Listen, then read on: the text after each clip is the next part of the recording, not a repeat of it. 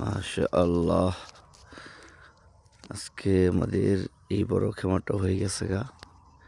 এখানে আরেকটা খেমা বড়, ওই জায়গায় আছে ২টা খেমা। এই যে সব হয়ে গেছে গা। এই যে এটা হইলো পাকের ঘর, এটা হইলো যে থাকবো এখানে তার ঘর। এটার মধ্যে ঘুমাইছিলাম। তো এখন আমার লোক চলে আসবে সবাই এই মুহূর্তে। আচ্ছা, তারা কাজ করব। এই যে ২টা ঘর এখানে একসাথে, ১টা ২টা ৩টা, এটা সবার বড় ৪টা।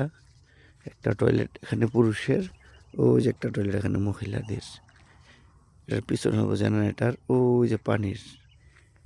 হ্যাঁ, এটার মধ্যে এখনও জিনিসপত্র বাকি আছে, এগুলা গোছায় ভিতরে নিতে হইব। আপাতত অল্প কিছু মাল নিয়ে গেছে ভিতরে। এই দেখেন, যে লাগাই রাখছি এটা, এই অবস্থা। আজকে এটা পুরোটা বেড়া দেওয়া হইব, এভাবে পুরোটা বেড়া দেওয়া হইব বড় কইরা, অনেক বড় করে বেড়া দেওয়া হইব।